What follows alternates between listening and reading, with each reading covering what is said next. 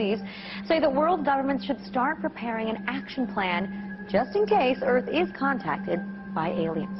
They claim that a branch of the UN should be given responsibility for what they call a supra-Earth affairs and come up with a detailed response for if or when the extraterrestrials arrive. But now the United Nations is getting ready for a contact with aliens from outer space. This is Moslin Othman. She's out of Malaysia. She will be planet Earth's first interstellar diplomat. An incredible story coming out of the Vatican. Listen to this. The senior Vatican scientist said that he would be delighted if we encountered intelligent aliens and would be happy to baptize them. His pronouncement opens up the possibility of space missionaries heading out to the stars to convert aliens to Christianity. Did the Vatican find alien life? You know what? As sensationalistic as that question sounds, it's really not that far off from what we've seen in the news over these last days. UFO encounters here on Earth. But that's exactly what firefighters are now training for. It's the Fire Officer's Guide to Disaster Control and said to be found in firehouses across the U.S. The book covers everything from fires to floods, but it's chapter 13 that takes an unusual twist in firefighting techniques titled Enemy Attack in UFO Potential. It would not be remiss to give some thought to the part that fire departments might play in the event of the unexpected arrival of UFOs in their communities. Or is it enough to warrant a UFO education red alert? This is something that could really happen in our lifetime. It even asks, how do you treat injured aliens? Are first responders aware of the potential physical injuries? This is a real phenomena that we should deal with. We should deal with seriously. Sometime later this year or next year, we expect them to announce. Astronomers will announce that we found it, the Holy Grail. I think it's premature for us to announce our presence in outer space until we know their intention. Scientists say that they examined all aspects of the search for alien life, from astronomy, biology, to the political and religious fallout that would result from alien contact. And the report also said that evolution on alien worlds is likely to be Darwinian, which may mean the extraterrestrials share our tendencies for violence and exploitation. So basically, when they arrive on Earth, they're probably going to be mean. I'm not kidding. One of the scientists actually said, prepare for the worst. Now, today, from science fiction to science fear, news buzz among some scientists that if aliens do exist, that they're mostly nasty, resource-consuming locusts that would stop at nothing to take what they want and destroy anyone in their way. If intelligent aliens exist, they will look just like us. And given our far from glorious history, this should give us pause for thought. So are they coming to enslave us all? And does this mean we have to change our definition of ET from extraterrestrial to evil and terrifying? A group of others, I hate the word alien, there were 3 ships, and they had cameras set up. There were at least 4, maybe 5 cameras. Everything was on film. There was a lot of exchange. And your country hasn't been the same since. You talk about black government, shadow government. Ladies and gentlemen, you have no idea how damn black it is. Join us as we look inside the Alien Files. Alien life, do they exist? And if so, what is their purpose here on Earth? These are the WTF Files. The Vatican has been up to its eyeballs in this whole cover-up from the very beginning. They have one of the finest national security intelligence operations on the planet.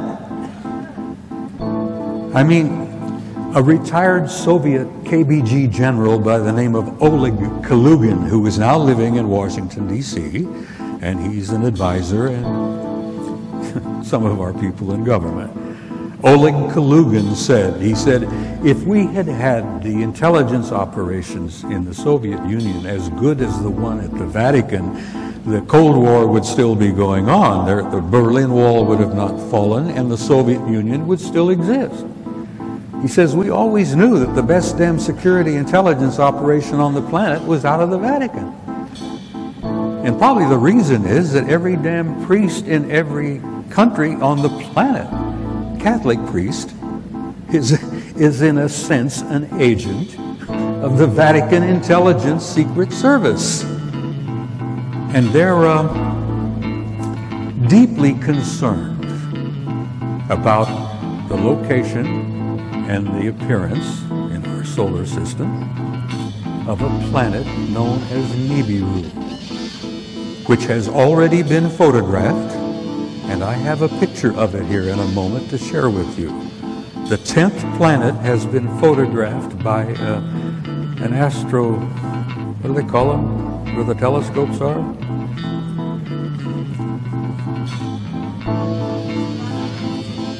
Well, anyhow, they've taken pictures of the damn thing in southern Chile because it has appeared below the ecliptic in the southern hemisphere. It's already been photographed by at least 3 cameras and telescopes. It's one of the biggest secrets in our government today. The reality and the presence of the 10th planet. Our government has known about it since 1980. Anyhow, it's real, it's there, and we're going to see it up here. I've been involved in this whole thing for 40 years, and I've been deeply involved in it for the last 20. And let me tell you, take it for what it's worth, in my view, there ain't going to be no disclosure. Not like they expect. They expect the government to someday have a news conference and stand up and say, hey, we got a little surprise for you. Guess what? We've been keeping it from you. We're sorry about that, but it was for your own good, you know. You guys weren't ready for this. You probably couldn't handle it. So, but now we're going to tell you, oh yes, aliens are here. They've been here for quite a while. They're all over the place. Well, they are indeed all over the damn place. But you're not going to get a government disclosure because that's not how government works. First of all, they're a bunch of nitwits in some cases. They're not capable of giving you a disclosure and doing it in a sensible, thoughtful, caring way. For a lot of reasons. One of the reasons is that they don't want to admit to you they've been lying to you for over 60 years. And then the other thing is that they are really a little bit uncertain and frightened themselves because the true scope of their awareness and what they know still has them in a state of shock. An event took place in California in 1954 at an Air Force base known as Muroc. This event had been planned and orchestrated by sensitive military, primarily naval individuals. And what it was essentially is that Eisenhower got aboard his plane, went out to this Muroc Air Force Base with a whole passel of guys from his administration, and including the Archbishop or Cardinal or Bishop of Los Angeles, a guy by the name of McIntyre. And this thing had been orchestrated and organized for some time because there had been communications between individuals in naval intelligence. And I say naval, and I say this again and again and again. My kid retired as a senior officer from the Navy just in November. The Navy has been up to here in this whole program from the very beginning, and they actually run the operation over at Groom Lake at S4. Anyhow, this event took place. I've had verification and proof that it actually transpired from sources impeccable. They flew Ike out there. Supposedly he was visiting a dentist. He had a problem. Well, bless his heart, he really did have a problem. When this was over, he ended up having a coronary. That impact upon him was so powerful that he ended up having a heart attack. Anyhow, what transpired in April of 1954? A group of others I hate the word alien. I don't even like the word ETs. But whatever term you care to use, they came in. There were 3 ships. They were golden in color. They were discs primarily, circular discs, but they were fat discs. They had a high dome on the top and they had a big dome on the bottom. And these golden metallic discs came in, 3 of them, and they circled over the runway. Made several passes. And Ike and this whole crowd are standing there with, mouths dropping open. We had some generals, we had some admirals, and we had a couple of church authorities there, and poor old Ike. And these guys circled around for a time, and then one of the ships came in and landed on the tarmac right in front of the hangar where the receiving party, the welcoming party, was located. And they had cameras set up. There were at least 4, maybe 5 cameras. Everything was on film. All of the sounds, they picked up every word that was said. One of the ships come over and lands right in front of the hangar. The other 2 ships stayed hovering over the runway during the entire process. The stories I've heard from people I trust in that the whole thing went 3 days. There was a lot of exchange. And your country hasn't been the same since. You talk about black government, shadow government. Ladies and gentlemen, you have no idea how damn black it is. The government you think you've got is not the government you've got. The government you think you had, the government that Washington, Jefferson, Adams, Hamilton, all the rest of those guys created 200 years ago, is not the government you've got today. You do not have a democratic republic, good people, and I'm sorry to have to tell you that.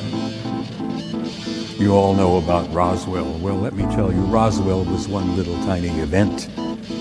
For God's sake, there were 3 crashes in that area in New Mexico within 30 days. Roswell was only a tiny piece of it. There have been crashes going on all over the country and all around the world for the last 40 years, 60 years. We've been picking up bits and pieces of hardware all over the damn planet. The Navy retrieved a UFO out of the waters off San Diego in 1941. And if you talk about parts, well, we picked up bits and pieces. Ooh, we loaded them up. We took them off here and we took them off there. Took them at Wright-Patterson Air Force Base. We've taken them at several places. And then, God bless them, we've taken the bodies and a couple of survivors off as well. Well, that's ancient history. But I'm saying, forgive me if I repeat myself, your government that you thought you had ceased to exist in 1947. And 1947 was also a year where we created the Central Intelligence Agency, we created the National Security Organization, and we also signed a pact called the UKUSA Pact, UK-USA. Now, this pact we signed in 1947 was not just an accident. At the end of World War II, the United Kingdom, Australia, Canada, New Zealand, and the United States signed this pact, and we have been like this ever since. But the people in the United Kingdom, in England, Wales, Scotland, Ireland, they don't know any more about it in reality than most people out there do. Because one of the things about the UKUSA Pact was the lid came down on all the secrets, particularly the secrets of their reality, and the lid has been down ever since. I have to laugh sometimes when I hear Nick Pope speaking out. Many of you know who Nick Pope is. He's a delightful young man. He's a bright young man. He worked for the Ministry of Defense in Britain for a number of years, and he had the UFO desk. And Nick is a lot like some of our people They sit at the desk and they see a little bit, but they don't see most of it, because most of it never got to Nick's desk. So when he tells you that everything's been released, we're releasing it all over the place. Oh yeah, France has been releasing their classified material, the United Kingdom has been releasing their classified material, and the U.S. has begun releasing little bits and pieces of it. If you think they're releasing anything of real importance, forget it. The stuff that they're releasing is garbage.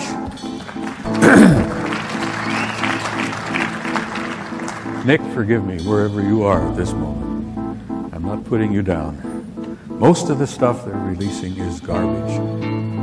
The only bit of information that came out of France recently that was of any information or of any value was a report they called the Cometa report. And many of you, I'm sure, are familiar with that. A number of retired French admirals and generals and scientists got together and put together a 30 or 40-page document called the Cometa report about what they considered to be the reality of the extraterrestrial presence, which is a term I like to repeat from time to time, the UFO matter. And the Cometa report said essentially that, damn it, we're not being told the truth, and we think it's time for everybody to fess up and get this information out. And the French were really ticked because, you know, they've had a chip on their shoulder from the very beginning that they've never really been shared with by the United Kingdom and the United States. So Washington was not sending anything to Shape headquarters about the UFO matter, where these things were flying all over Central Europe back then. Gordon Cooper admitted to me, he said, you know, I was flying jet fighters over Europe in the 50s, and they were all over the damn place. We wondered then what they were all about. Well, bless his heart, Gordon now knows the answer. Oh, where were we? I was rambling, excuse me. We were talking about disclosure. There are lots of different things that have been happening. Let me get to some of this material here. One of the things that ticked me off the most is a little document known as Executive Order. I have in my fingers, I sound like one of those guys on TV. I have in my greasy fingers here an Executive Order, copy of it. This was signed by Slick Willie. Oh, excuse me, President Clinton. Slick Willie signed this on September the 29th, 1995. An executive order is something that you may not be aware of. An executive order is probably the most powerful piece of paper there is in our government. A president sits down, comes up with an idea, he has something he wants to do, he puts it on paper, he signs it, that becomes law. Nobody in Congress has to talk about it. Nobody in Congress is asked to see it. Nobody in Congress has to give approval to this, because when the president signs it, it becomes law. Now that in itself, good God, Washington, Jefferson, Hamilton, those guys are spinning in their graves, I think. The fact that we've reached this point where an imperial president can sit in his office at 1600 Pennsylvania Avenue and sign an executive order which becomes the law of the land, and you cannot argue with it. This particular one that Clinton signed in September of '95 wiped away every rule in the Environmental Protection Act. There were a bunch of guys over here, not too far away, at Groom Lake, Site 51, who were dying horrible deaths because they had been exposed to something, smoke, chemical, whatever, during their job. And these guys, the flesh was falling off their bodies. Their skin was rupturing. The flesh was falling. They were in incredible pain, and they were dying. And their doctors and some attorneys tried to find out what it was that was causing this. If the doctors could find out what was causing it, they could possibly help those guys deal with this and they could come up with some way of treating them. Well, not only did the government deny the request for information on what that material was that was killing these guys, those bastards in Washington even denied the damn facility didn't even exist. And this is after the Soviets had taken photographs from orbit proving the existence of Groom Lake and Site 51. And the Soviets were good enough to let us have photographs of the damn place. And yet your government in Washington says, oh, that doesn't exist. That place doesn't exist. No. And they wouldn't share any information, and those guys continued to die. I don't know how many of them passed away. I've lost track of it over the years. Let me tell you one other small thing.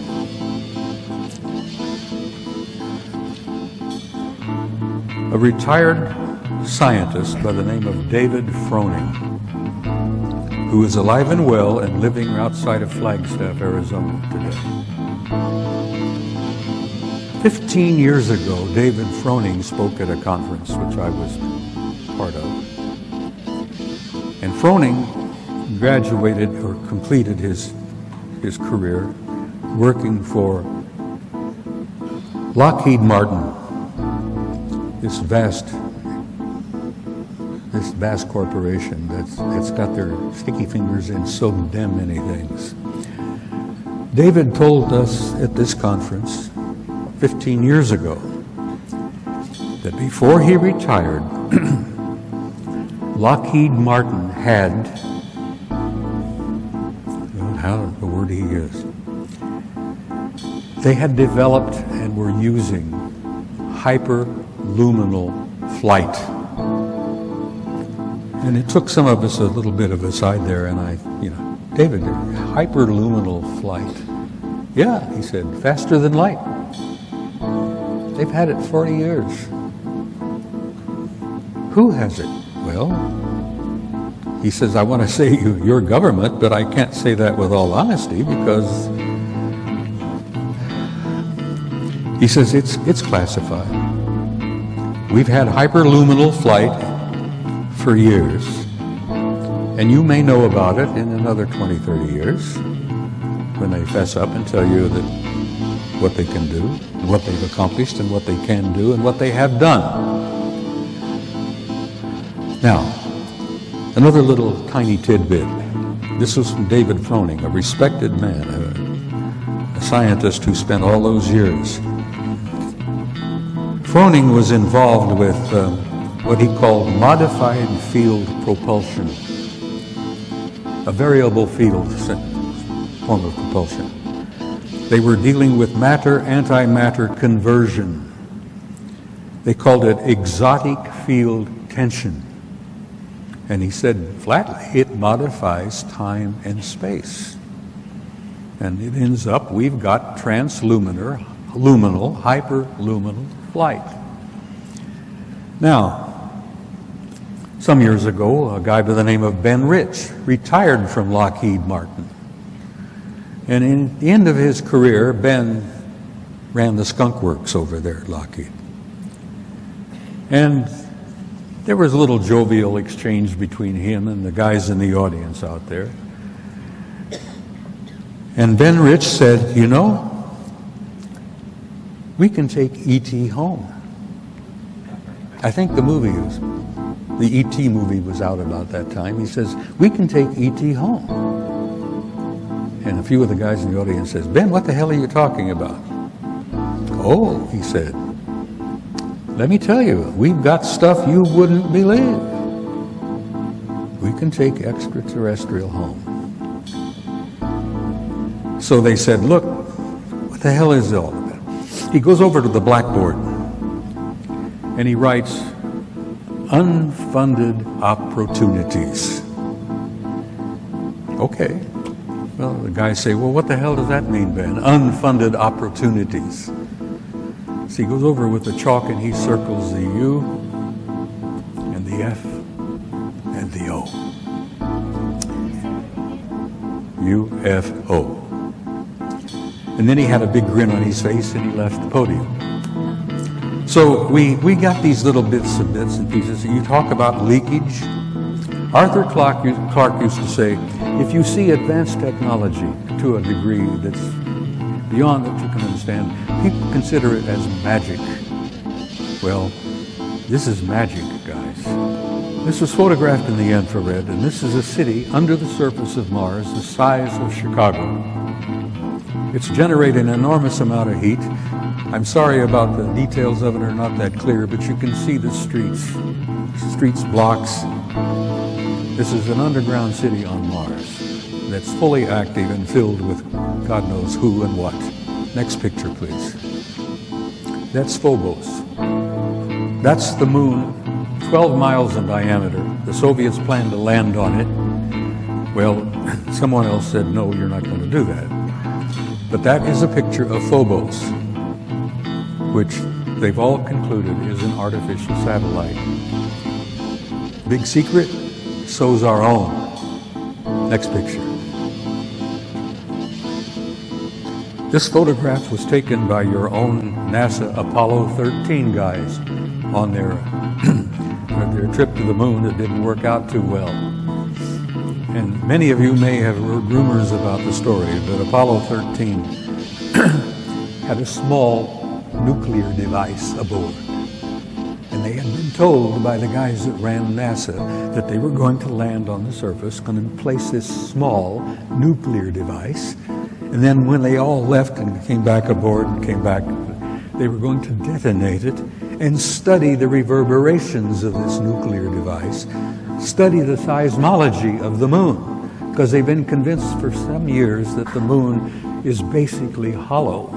It appears to be somewhat of an artificial satellite. Well, they plan to detonate this nuclear device, and the others said, no, you're not going to do that. We'll get back to that picture again, please. All right. I wanted to show you. This picture was taken by Apollo 13. The object you see there in the middle is 5 miles long. It's an artificial, I assume metallic object, probably crammed with guys. And that object followed our Apollo 13 all the way to the moon, around and back. Now, whether they were trying to make sure the Apollo 13 guys got home safely or what, whether they were the ones responsible for Apollo 13's little accident, which kept them from landing on the moon and placing that nuclear device, who knows? We may find out someday. But here you have an artificial object in orbit on the way to the moon, 5 miles long. Now, I've spent some time aboard aircraft carriers with my kid. I've been invited several times. My boy served on 4 different carriers, nuclear-powered Nimitz-class carriers. We have carriers with 5,000 men in the crew, 1,000 feet long, 150 aircraft.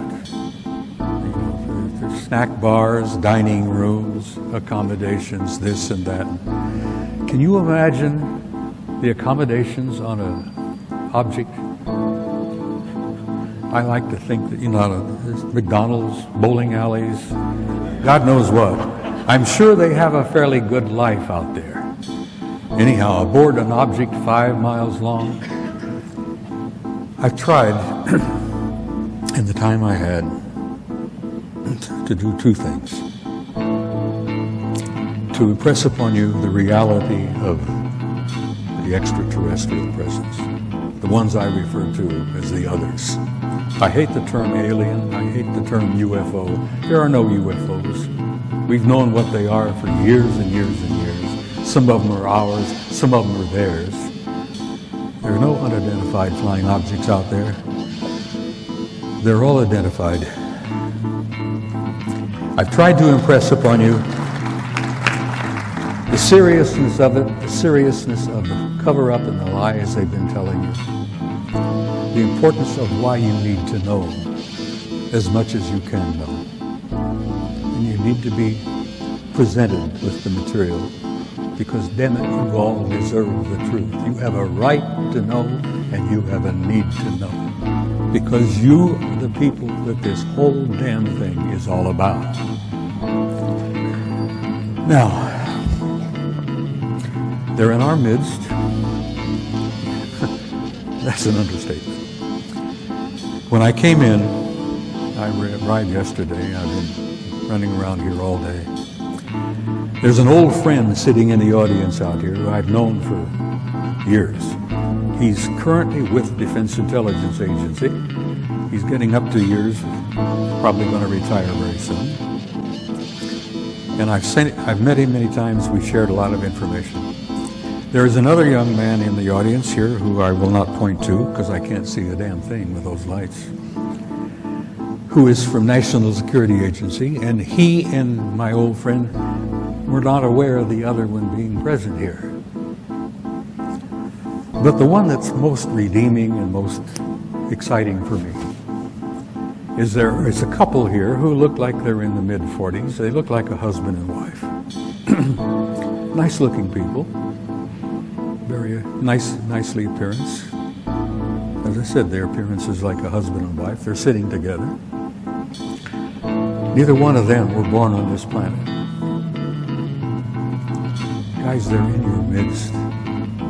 If you have dinner down here somewhere, if you have dinner down here somewhere, you could be sitting next to one of them.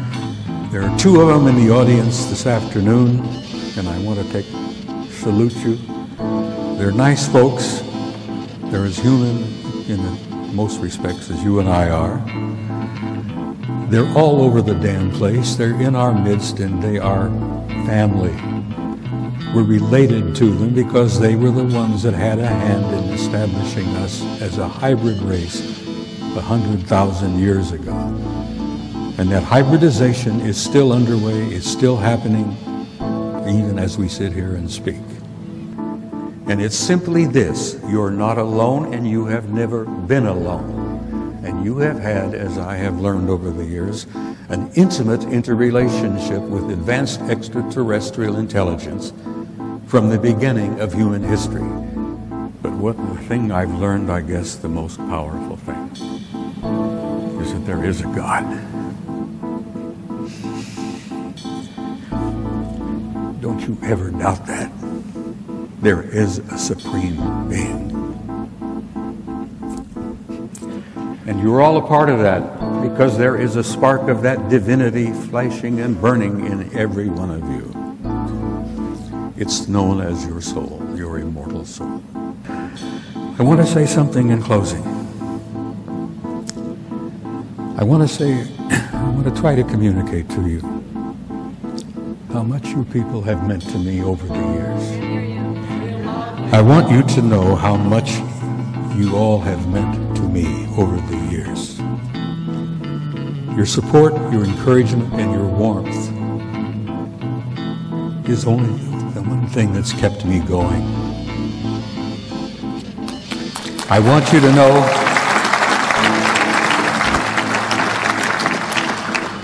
know, how grateful I am to each and every one of you. You are friends. Ti amo. I love you all. Good night.